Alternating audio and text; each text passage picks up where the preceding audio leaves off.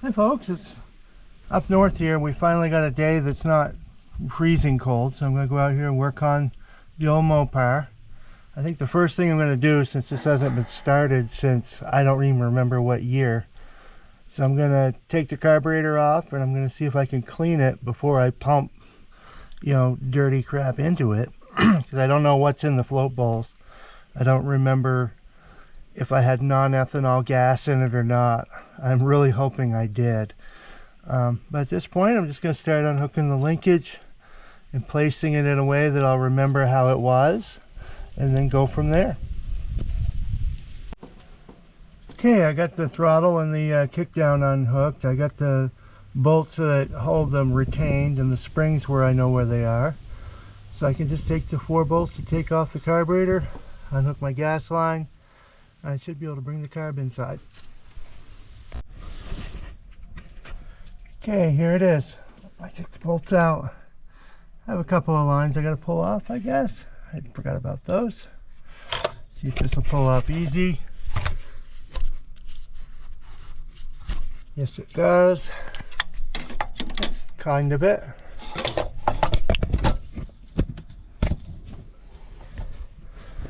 There's the carburetor. She's all off. Easy peasy. That was too easy. See what happens when I take it apart. There it is on the bench. Pretty soon I'll start taking it apart and we'll see what it looks like on the inside. Okay, I have tape over the top of the carburetor holes so that the wind doesn't blow stuff in here since the car's parked outside. Putting this barbell weight here just for my own peace of mind, though it doesn't need to be there. And I'll just set this air cleaner on top like that. That should keep it safe enough until I get the carburetor done and put back on. Okay, welcome back folks. Here's the carburetor off my old Chrysler. I'm going to get after taking it apart. I'm probably going to edit this quite a bit so you're not just watching me the tedious act of taking this all apart, but anyway, I'm going to tear it down. This is a mixture carburetor that I put together. You can see the Holley float bowls, you can see the Holley base plate. That's a Pro 4 main body, and this, I think it's a Quick Fuel or something like that. It's hard to remember. I'll have to look and see if there's a name on it somewhere. But here I go. I'm going to get started with it. So this has been sitting a long time and I don't remember if I had the non-ethanol gas in it or not. I'm hoping the answer is yes, because if that's the case, it shouldn't be, terribly hard to, yeah, that's a little too close.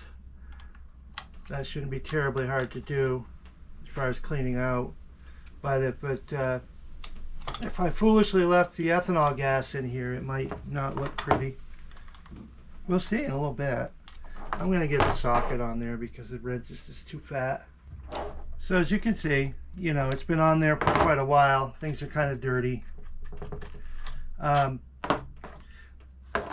lot of times people get tempted to just try to start the thing, which I was tempted, but the thing is if there's crud in the float bowls, you don't want to draw it into your metering block or main body and then have an impossible mission of trying to get it back out again. So this way it can help prevent that from happening. Okay, time to get a wrench for that. There we go.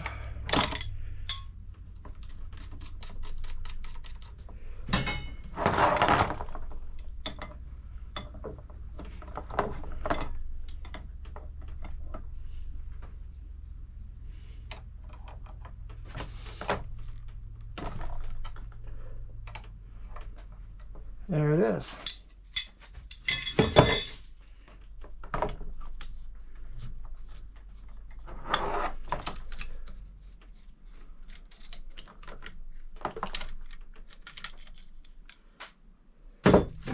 So this carburetor is actually a 780, I believe, now, because I use the Pro 4 main body. It's basically the same bore sizes as a 750, but without the choke housing. Supposedly that adds a little bit to the CFM.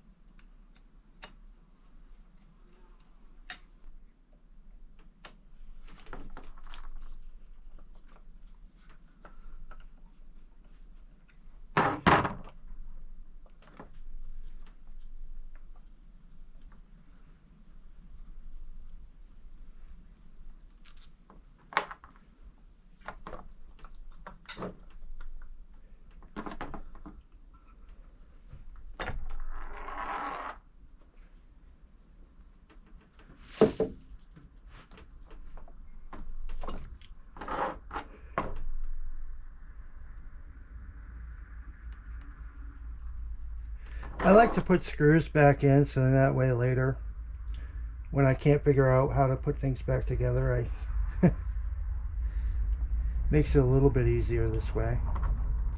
There. Now I can take my front football off with any luck.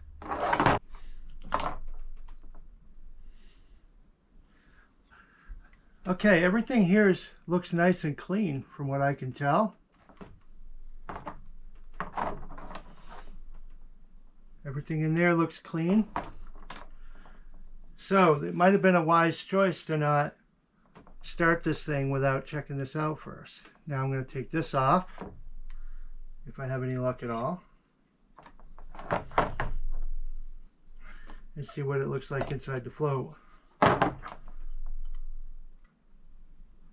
There. Okay, everything looks actually really good. So I'm looking inside the float bowl here. Everything looks nice. There's nothing much to worry about.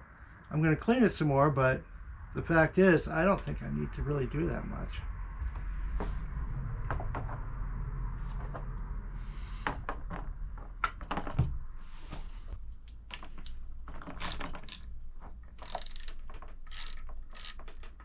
So apparently I did in fact use non-ethanol gas in it, and it appears like I ran it out of gas, which was the right thing to do.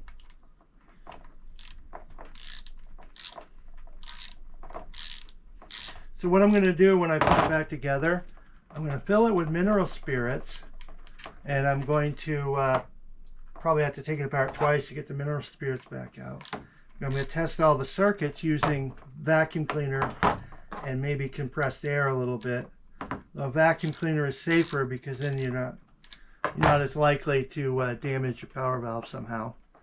A lot of these things, it's a low possibility, but because Murphy's Law, things can go wrong. Like this screw that doesn't want to come out.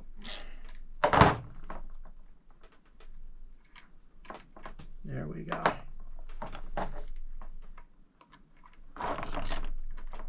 So, in hindsight, I probably could have gotten away with just dumping some gas in it and going, but I still think it was smart to do this.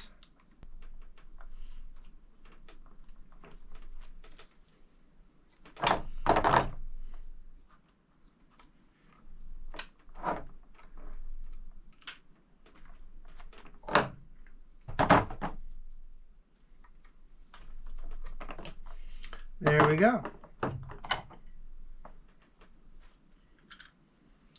So there is a little bit of dirt in the bottom of this here. That makes it kind of worth it because, oh, quick feel is what I was using. Here's this blank secondary block that allows you to put jets into a 4160 carburetor. So that's a good idea. And I think what I'm going to do is leave this alone, because that gasket seems to have survived me tearing it apart. And I'm going to just use the mineral spirits to test it out. I'm going to clean my float balls good, and then I'm going to put it back together and do some testing, make sure everything works. Okay, I think I'm going to take this off here, see how the accelerator pump looks inside, and it makes it easier to do the cleaning with this out. I'm probably, if the needle and seats aren't sticking, I'm probably not taking the float balls out, because I was driving it and I know that my floats are set at least within reason, and I don't want to have to mess with all that again. But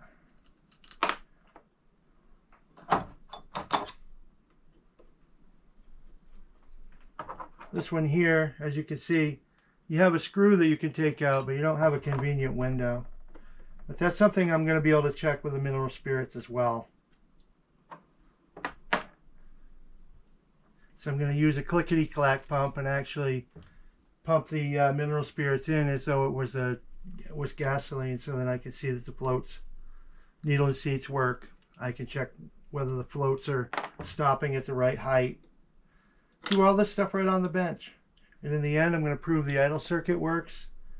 And when I'm done, I'll know whether something's wrong with the carburetor or if it's good. If it's good, I can put it right back on.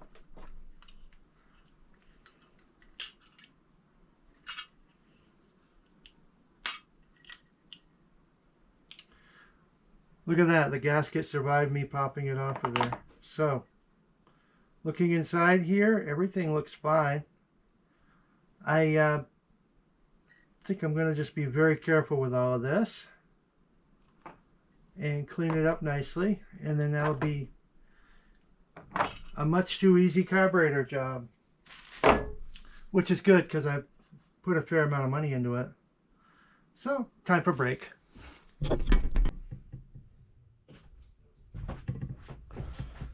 Okay, now we're back. It's time to look at cleaning these things a little bit. This one doesn't look too bad.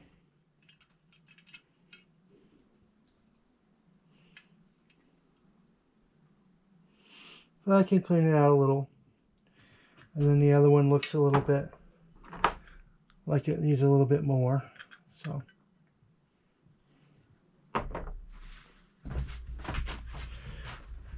as it turns out, the carburetor didn't really need a lot, so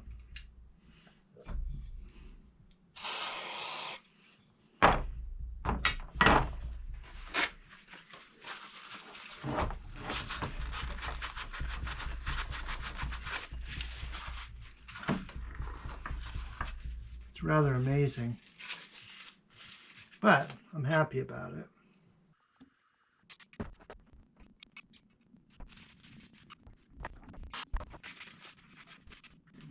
For real, that's amazing. Okay, so the way it looks to me is like I can do the abbreviated method with this. I was thinking it would probably be rather dirty, but it's not bad. So I'm going to put things back together the way they are, and then I'm going to fill it with mineral spirits, and I'm going to look it over. Let me get my magnifying glass so I can see and read the jet size. Of course, it's going to be mean and it'll be possible to read. Looks like I have 80s in the back.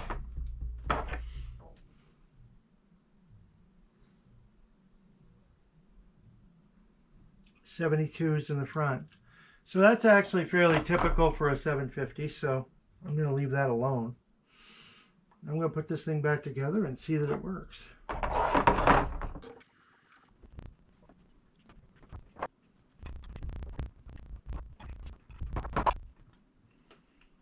So the next question is whether these gaskets are truly reusable or if it's going to leak. We'll see.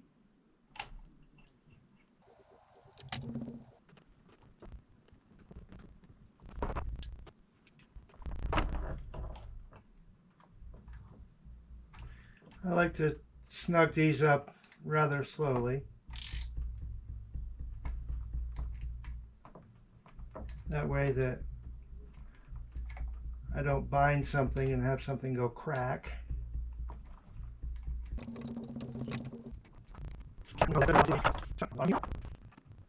Turn this guy back on.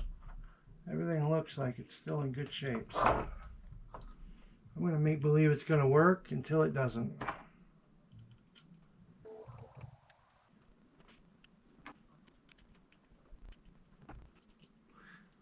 It's always nice to at least start all the screws before you start tightening, because sometimes things will bind and not quite line up, and it's just good to do it this way.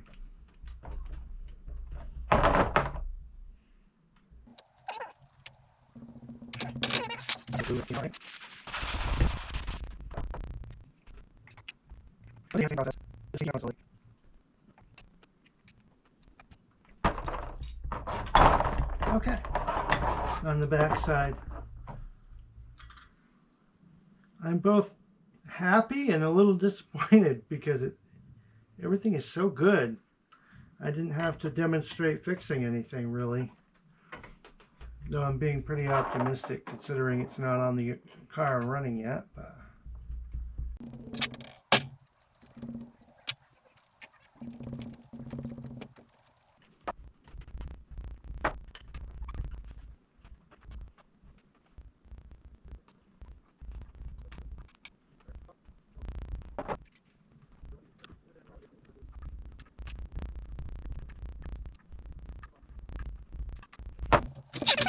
I probably didn't need to remove this. I'm just clean it.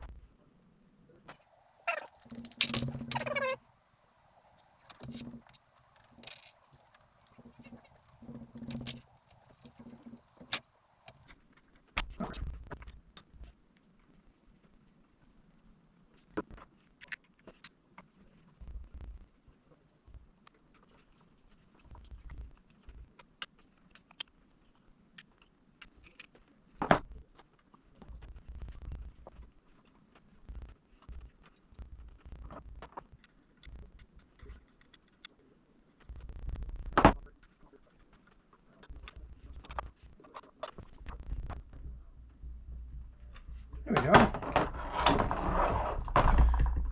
So now we're back together, and I'm gonna have to start with this other stuff. All right, I didn't pull these out all the way, so I probably should just take a look in there.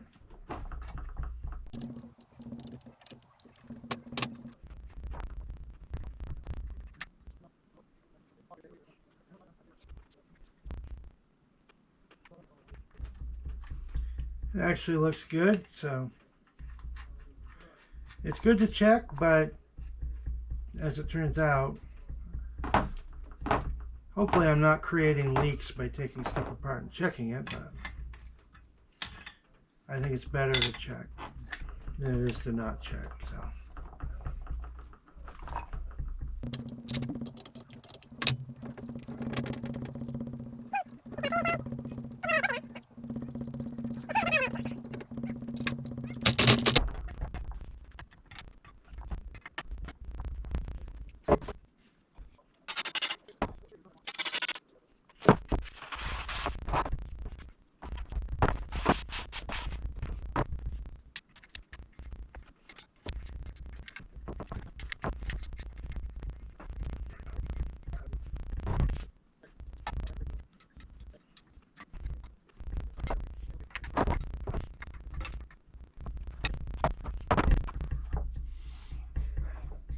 Okay, so there we are. We're back together for the time being, and now I'm going to set up to start testing on it a little bit. Okay, in this exercise I'm demonstrating a novel way of testing the carburetor out before installing it onto the engine, using mineral spirits and vacuum to pull through all the circuits to make sure that they're working. What I do so I could, for the idle circuit, is I got this piece of clear pipe that I got just down at Home Depot. And it's 1.25" ID, so it fits the hose on my vacuum cleaner fine. And so when you pull it through the idle circuit, you can see it getting wet down there, and you know that it's pulling the liquid through. So this is how I just cut a short length to put it on the end of it, and this is all wet inside with the liquid, so that way I know that the idle circuit was working. And I also used the vacuum to check the boosters on all 4 corners, and of course the accelerator pump can be checked manually anyway.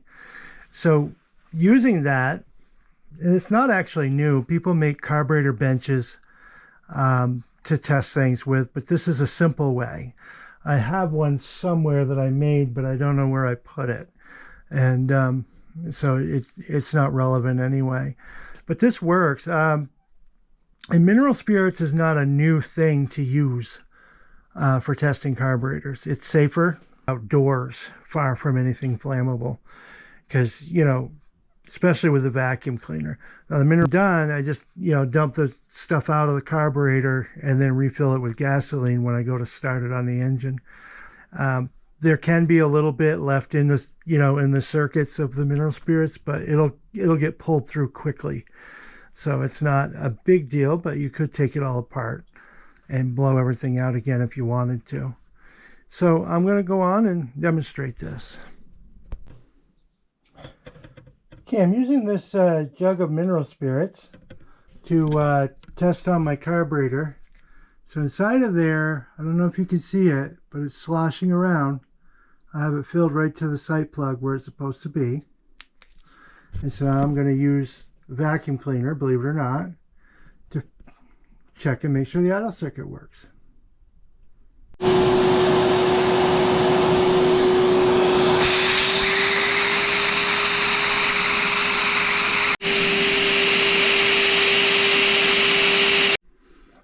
Okay, so from there, it was hard to see, but it was pulling mineral spirits out through the idle circuit there, and that proves that the idle circuit does in fact work.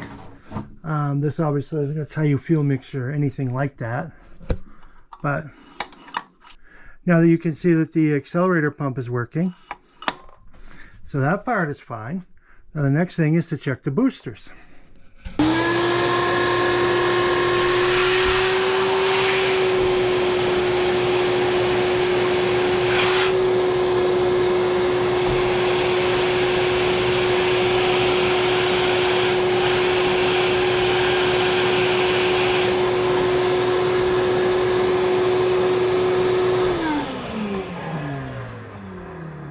Wish I had better light there, but it was showing there. It was showing there. Wish I had a way to put better light on it for you. But both of the boosters are working. The accelerator pump is working. The idle circuit is working. Now the next step is to check the secondary boosters. Okay, I've turned the carburetor around and I've zip tied this wide open throttle. So when I go to check the rear boosters, I'm going to have to open the throttle from this side because it's vacuum secondary, and then I'll put vacuum to it to make sure whether the boosters work.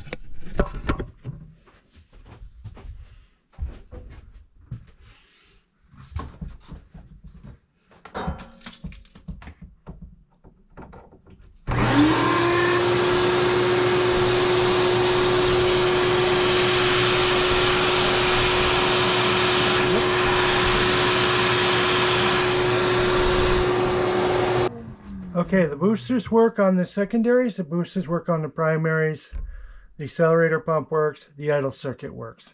So now we know this carburetor works, so what I need to do now is just to install it and start the car up and hope the ignition works.